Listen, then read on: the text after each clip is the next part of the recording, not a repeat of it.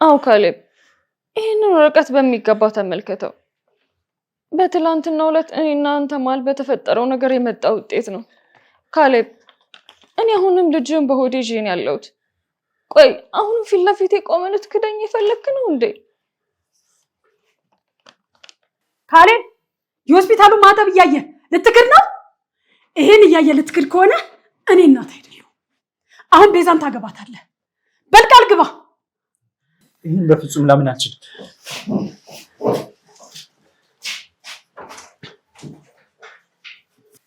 መንገድ ልቀቅልኝ ካሌብ። እኔ ካንተ ምንም አይነት ማብራሪያ አልፈልግም፣ መስማትም አልፈልግም። አልለቅሽም ደሊና፣ ሁሉንም ነገር አስረዳሻለሁ። ይኸውልሽ ሳሎን ውስጥ ቤዛ ያዘችው ወረቀት ሁሉ የተፈበረከ ነው። እኔና ቤዛ ምንም ነገር የለንም። እንደውም ስላንቺ ሳስብ እንጂ ከሷ ጋር አልተኛውም። ደሊና በትላንትናው ሌሊት ስላንቺ ስጨነቅ እንጂ ከሷ ጋር አልነበርኩም። እመኝ። አፈን ዝጋ።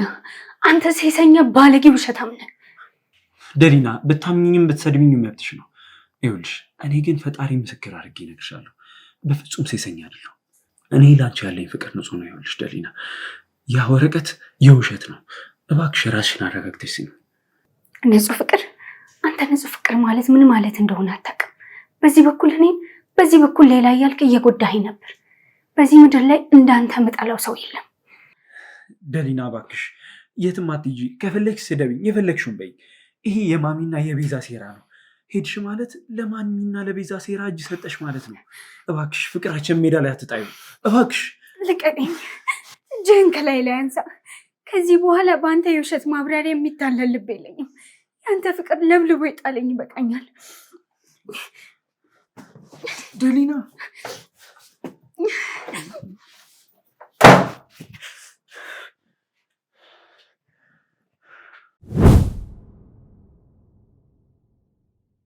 አየሽ አይደል ማሚዬ ድራማችን እንዴት ሰምሮ እንደተስተካከለልን። ደሊና ያንን ወረቀት ስታይ እኮ ፊቷ እንዴት በቅናት ድብን እርር እንዳለ አንቺ ስላለየሻት ነው። አዎ የኔ ልጅ እቅዳችን 100% ተሳክቷል። ያቺ ሰራተኛም ልቧ ተሰብሯል። ካሌብም አሁን አቅማቱ የኔ ልጅ ብረትም እንደጋለ ነውና አሁን ሌላ እቅድ ማውጣት አለብን። ሌላ እቅድ? ምን አይነት እቅድ? ካሌብ እኮ አሁን የኔን እርግዝና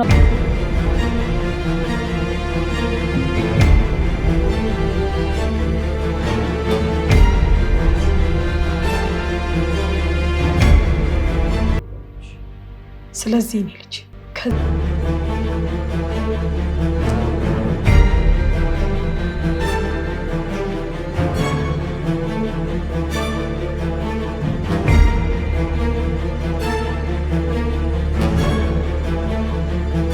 ሆድሽ ውስጥ ላለው ልጅ ብቻ እንደምትጨነቂ ማስመሰል አለብሽ። ስጮይና ስትከራከሪ የነበረውን ባህርሽን አሁን ማቆም አለብሽ። ይኸውልሽ እኔ ልጅ አሁን እሱን ስታናግሪው ሆድሽ እንደፈራ እንደባባሽ ሆድሽ ውስጥ ላለው ልጅ እንደምትጨነቅ ያሳየው። ወንዶች በባህሪያቸው የምታለቅስና የምታዝን ሴት አይተው ማለፍ አይችሉም። የኔ ልጅ ሁልጊዜ እሷ አጠገብ ስትቆሚ እንደታመምሽ ውስጥሽ እንደተጎዳ እያስመሰልሽ ማለት ነው። የልጅ አባት ጨከንክብኝ እዘንልኝ እያልሽ መቅለስለስ ነው ያለብሽ።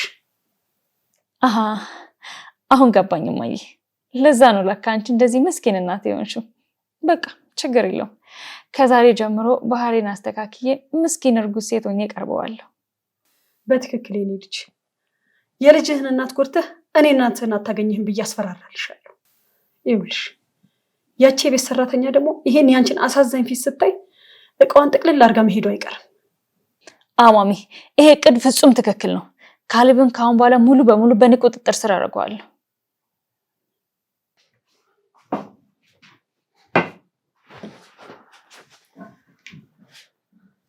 ልጄ አሁንም እዚህ ብቻ ቁጭ ብለሃል።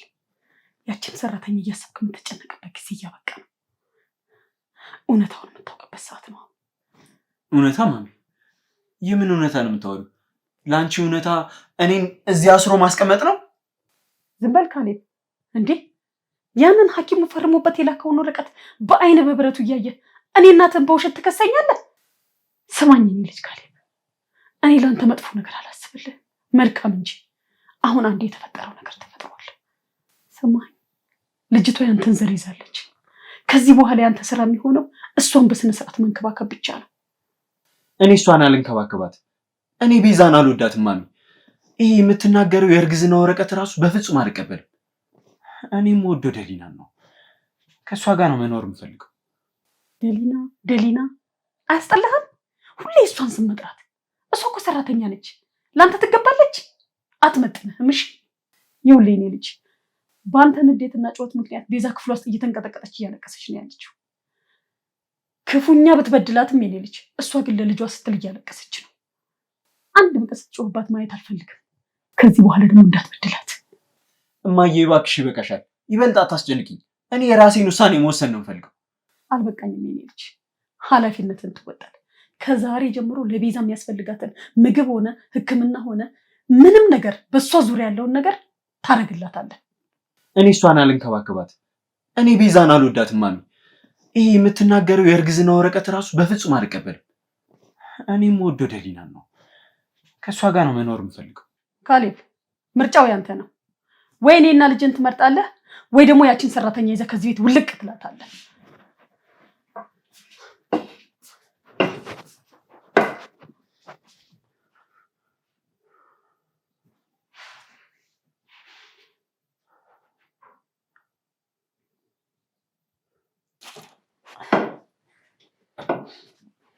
እሺ ደሊና፣ ትናንትና ያን ሁሉ እሳት አውርደሽ ዛሬ ደግሞ ልክ እንደ ጤነኛ ሰው ቆመሽ ወጥ እያበሰልሽ ነው። ለመሆኑ ምግብ ማብሰል ትችያለሽ? ዛሬ ደግሞ ቤቴ እንዳታቃጥይብኝ። እማዬ፣ ትናንትና የተፈጠረው ነገር ሁሉ አደጋ ነበረ። ዛሬ ደግሞ ህመም ቢኖርብኝም ስራዬን በአግባቡ ለመስራት እየሞከርኩ ነው። ያስቀየምኩሽ ነገር ካለ ይቅርታ። ስሚ ደሊና፣ ይቅርታሽን የምን አደርገዋለሁ? ትናንትና ካሌብ ላንቺ ብሎ ነው እኔ ላይ ጮህብኝ። አሁን የቤቱ ሁኔታ ተለውጧል።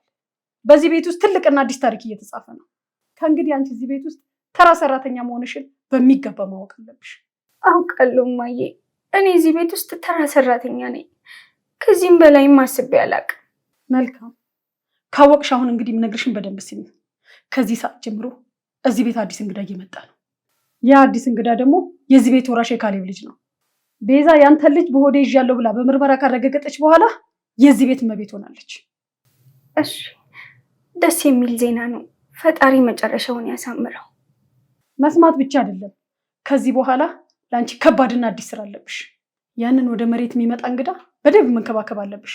ቤዛ ደግሞ እርጉዝ ስለሆነች ምንም አይነት ስራ መስራት የለባትም። እሷንም ትንከባከቢያታለሽ።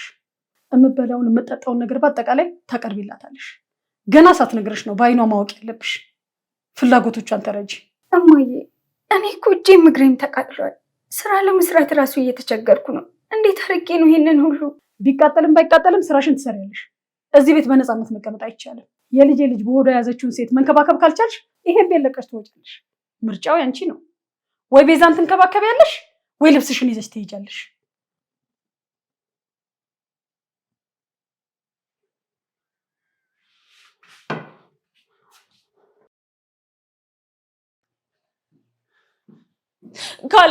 ካሌብ እባክህ ትተኛ አትሂድ።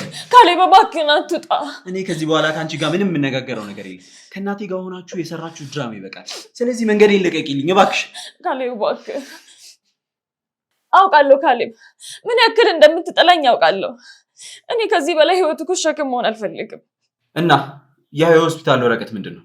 ያን የውሸት ወረቀት ይዘሽ መጥተሽ የደሊናን ህይወት ያናጋሽው ለምንድን ነው? ውሸት አይደለም ካሌብ፣ ፈጣሪ ምስክሬ ነው። ካሌብ እኔ ከአንተ አርግዤ ነው ያለሁት።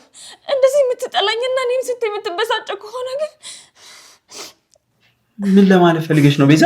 ካሌብ ይሄ ልጅ በአንተና በደሊና መሀል እየገባ እንቅፋት የሚሆን ከሆነ ልጁን አልፈልገውም በለኝና እኔ አሁኑን አስወርደዋለሁ። ቤዛ ምን አይነት እብደት ነው የምታወሪው? ምን ማለት ነው አስወርደዋለሁ ማለት? እኔ በፍጹም እንደዛ አላልኩም። አዎ አሁኑን አስወርደዋለሁ። አንተ ይህንን ጽንስ እየረገምክ እንድትኖር አልፈልግም። አሁኑን ሄጄ ነው ማስወርደው። እኔ በፍጹም እንደዛ አላልኩም። እንዴ እና ታዲያ ምን ላድርግ ካሌብ? እኔ አንተ እኮ ዝም ብለህ እየጨከንክብኝ ነው ያለኸው። እኔ እኮ ለአንተ ስል ሁሉንም ዋጋ ለመክፈል ዝግጁ ነኝ።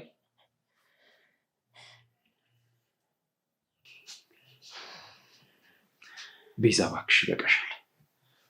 እንደዚህ አይነት ነገር መስማት አልፈልግም። ይህን እብደትሽ ሌላ ቦታ አለ። ማንም ሰው በልጅ እንዲያስረኝ አልፈልግም።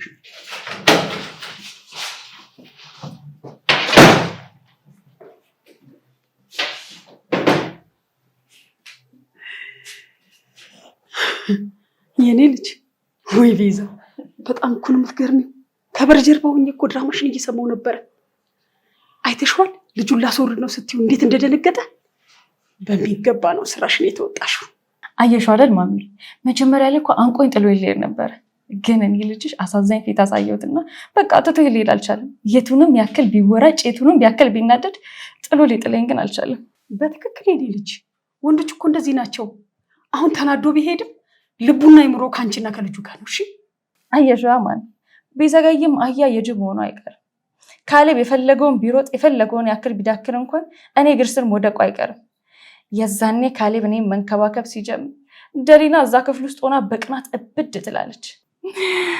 የዛኔ ህይወት እንዴት ደስ እንደምትል ልነግርሽ አልችልም ማሚዬ። ጎበዝ እኮ ነሽ የኔ ልጅ አንቺ። ጎበዝ። በስመ አብ እንዳንቺ አይነት ጀግና ልጅ 10 ቢወለድ።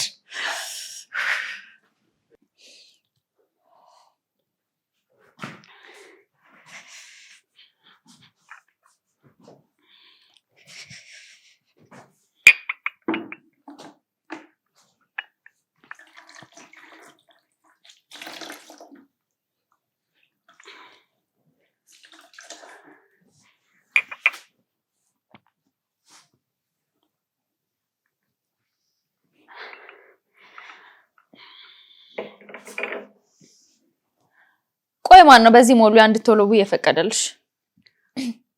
አልገባኝም ቤዛ። ሁልጊዜም እኮ በዚህ ነው የምወለውለው። እሱ ድሮ ያለፈ ታሪክ ነው። አሁን እኮ የዚህ ቤት እመቤት እኔ ነኝ። አሁን እርጉዝ ስለሆንኩኝ ይሄ ሞሉያ በጣም እየሸተተኝ ነው። ይልቁን ወደ ውስጥ አስገቢና መሬት ተንበርከከሽ እንድትወለዊ ነው የምፈልገው። እንዴ ቤዛ ምን ሆነሽ ነው? ትላንትና እግሬን ተቃጥዬ እንኳን ተንበርክኬ አይደለም ቆሜ ማጽዳት ራሱ እየከበደኝ ነው። እዘኝልኝ እንጂ።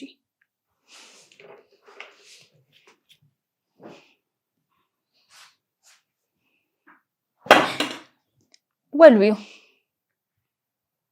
የዚህ ቤት ለማኝና ተራ ሰራተኛ መሆንሽን በሚገባ ማወቅ አለብሽ። እሺ አሁን ተንበርከከሽ ትወለዊያለሽ ወይስ ማሚን ልጥራትና እያዳፋሽ ታስወልውልሽ?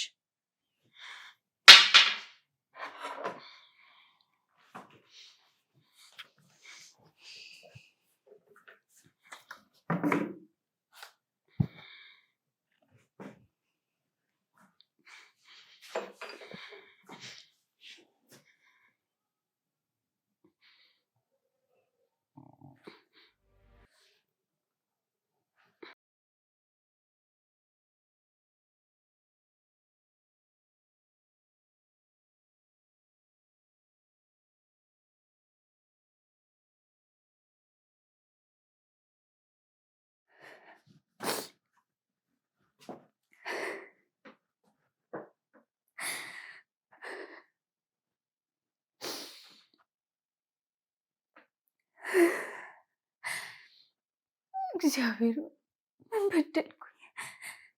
እኔ እዚህ ቤት ውስጥ ምንድን ነው ያጠፋሁት? ለምንድን ነው ይሄ ሁሉ በደል የሚደርስብኝ?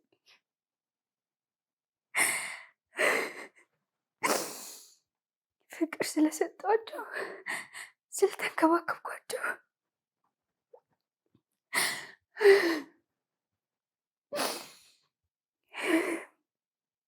ካሌብም ቢሆን ካሌብ የሚሰጠኝ ቃልና ፍቅርም የውሸት ነው። ዛሬ የልጁን እናት መርጧል።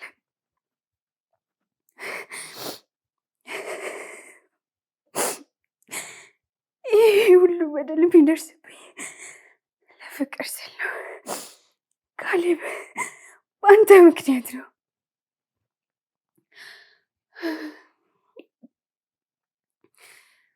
ከዚህ በኋላ በአንተ ምክንያት አንድም ማፈሰውን ባይኖርም ከነ ክብሬ ቤቱን ለቅቄ እሄዳለሁ።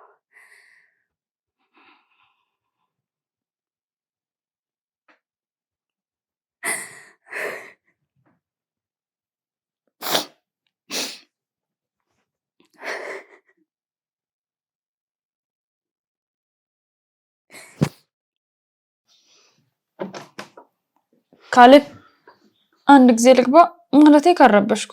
እኔ ምንም ነገር አልፈልግም እንዴ። እኔ ብቻዬን መሆን ነው የምፈልገው። በቃ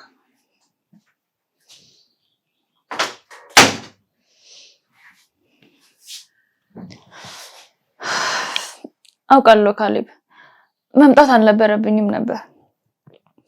ግን ቅድም በር ላይ ተቆጥታ ስትሄድ በጣም ነበር ውስጥ የተሰበረው።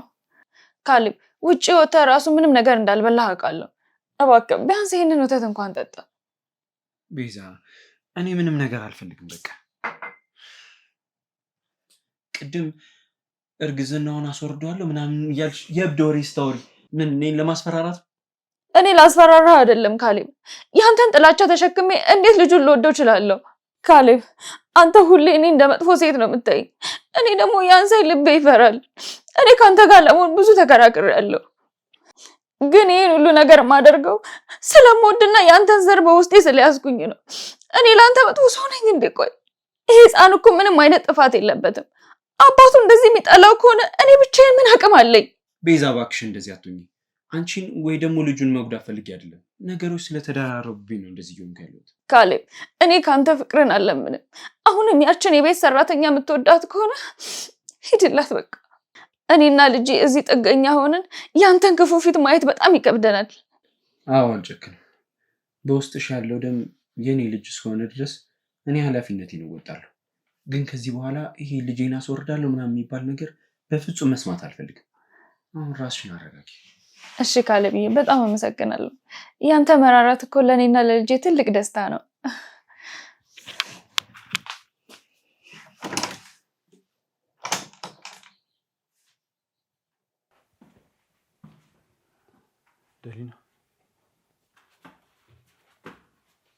ደሊና እባክሽ ዞረሽ። አውቃለሁ ልታናግሪኝ እንደማትፈልጊ። ቅድም ሳሎን ላይ እንደዛ ሆነች ስትሄጂ ልቤ በጣም ነው የተሰበረው። እባክሽ አንዴ አናግሪኝ። ዝምታሽ በጣም ነው የሚሰብረኝ ደሊና። አውቃለሁ ቤዛ እርጉዝ መሆኗን ሰምተሻል። ቅድም እኔ ክፍልም ስመጣ ላጽናና ሞክሬያለሁ። ያ ማለት ግን ለአንቺ ያለኝ ፍቅር ቀንሷል ማለት አይደለም። አሁንም የምወደው አንቺ ነው። እባክሽ ዝም አትበይ። ይኸውልሽ ከፈለግሽ ምችኝ፣ ተቆጪኝ፣ ግን ዝም አትበይ። አንድ ነገር አድርጊ እባክሽ። በቃ ምንም አትይኝም? ታያለሽ ግን እሺ፣ እውነቱ የሚታወቅበት ቀን ይመጣል።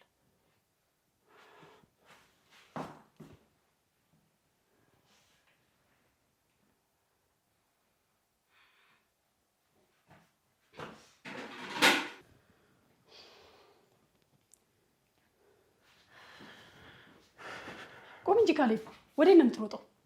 እና ሶፋ ላይ ቁጭ በልና የምናወራው ነገር አለን። በከንቱ የምናባክነው ጊዜ የለም።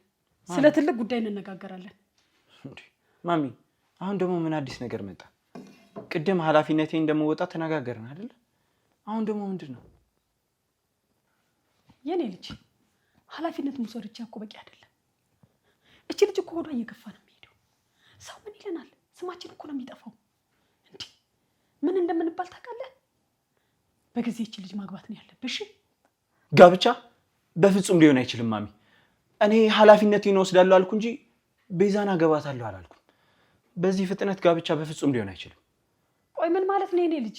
ሊሆን አይችልም ማለት እንዴ? እቺ ልጅ እኮ ነገ ጧት ሆዷ ይገፋል። እንዴ ካለ ጋብቻ የመጣ ጽንስ ነው ተብሎ ስማችን እንዲጠፋ ነው እንዴ የምትፈልገው? ይሄን ትልቅ ቤት ማርከስ ትፈልጋለህ? ልታገባት ይገባል። እሺ እንዴ ካሌብ ምን ሆነ ነው? በፍጥነት ልታገባት ይገባል። እኔና የቤዛ ቤተሰቦች እኮ ቀን ቆጥረን ድግስ እያዘጋጀን ያለ ነው። አዎ ካሌብ፣ ማሚ እኮ ልክ ናት። እኔ መቆሚያ ማጣቴ እኮ ነው። ነገ ተነገ ወዲያ እኮ ሆዴ መግፋቱ አይቀርም። ቆይ ለጎረቤት ለዘመድ አዝማድ ምን ልንላቸው ነው? ካሌብ ለእኔ ጥላቻ እንዳለ አውቃለሁ፣ ግን ቢያንስ ለልጅ ክብር ስትል ይህን ነገር መቀበል አለብህ። እባካችሁ አታስጨንቁኝ። አሁን ለጋብቻ ዝግጁ አይደለሁም። አእምሮዬ በጣም ተረብሿል። ትንሽ ጊዜ ስጡኝ። ካሌብ ሰማኝ፣ ምንም የምሰጥ ጊዜ የለኝም። ወይ ጋብቻውን አምነህ ትቀበላለህ፣ ወይ ደግሞ የኔን እናትነት ትክዳለህ። እያየህ ነው፣ የልጅቷ ሆድ እኮ እየገፋ ነው። ልታገባት ይገባል። እሺ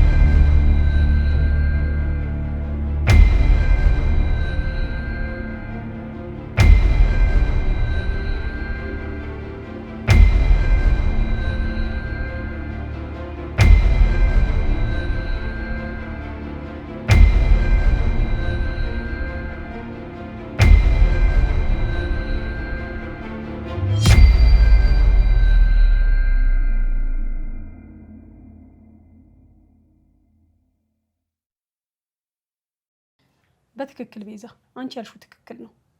እች ልጅ ነገ ጠዋት በጣም ትልቅ ነገር ነው የምታመጣብን። ስለዚህ እኛ ቀድመን እሷን ከዚህ ቤት ማስወገድ አለብን። ታዲያ ምን እናድርግ እማዬ? ሰርጉ እኮ መበላሸት የለበትም። ቀድመን ደሊና ላይ የሆነ ነገር ለምን አናደርግም? ለምን ከዚህ ቤት አናስወጣት? ይኸውልሽ ያመጣሁት መድኃኒት ሙሉ በሙሉ የሚያደነዝዝ ነው። አይምሯንም ደግሞ እንዳያስታውስ ነው የሚያደርጋት። ዛሬ ባንታ መድኃኒቱን ይኸውልሽ የኔ ልጅ በምትበላው ወይ በምትጠጣው አድርገሽ ስጫት። ምንድን ነው እማዬ? መድኃኒት ልንሰጣት ነው? ምንድን ነው የሚያደርጋት መድኃኒቱስ? ይኸውልሽ የኔ ልጅ እሷ ራሷን ስታውቅ ካሌብ አይደለም ሊወዳት ያፍርባታል። የኔ ልጅ ልታወራም ሆነ ሚስጥራችን ልትናገር አትችልም። ሰርጋችንን በሰላም ይከናወናል። መድኃኒቱን መስራት ሲጀምር ደሊና ማውራት ታቆማለች። ካሌብ ሲመለከታት ደግሞ እብድ ሆና ነው የሚያት አይደለ? እብድ ናት ብለን ወደ አይምሮ ሕክምና ወይም ወደ ሌላ ቦታ ልንወስዳት እንችላለን ማለት ነው። የኔ ልጅ ሰርጋችን ያለምንም ችግር ይፈጸማል። ስለዚህ አሁን የምሰጥሽን መድኃኒት ተሽጂና ቅድም እንዳልኩሽ አድርገሽ ስጫት። እሺ እማዬ።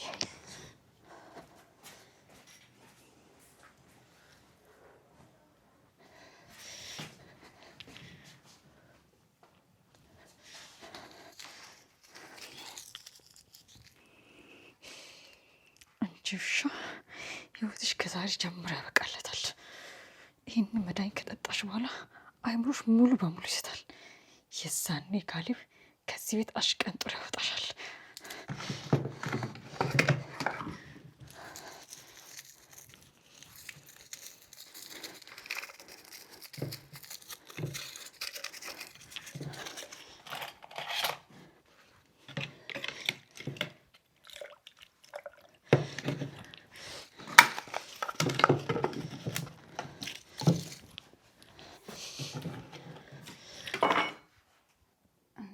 ቤዛ በዚህ ሰዓት እዚህ ምን ታደርጊያለሽ? አንቺ ምን አገባሽ? የዚህ ቤት እመቤት እኮ እኔ ነኝ። የፈለግኩበት ቦታ የመገኘት መብት አለኝ። እሺ ቆይ ግን ፊትሽ ምን ሆነ የገረጣው? መድኃኒትሽን አልወሰድሽም እንዴ? ቤዛ ውሃ ልጠጣ ነው የመጣሁት። ብቻዬን ተይኝ።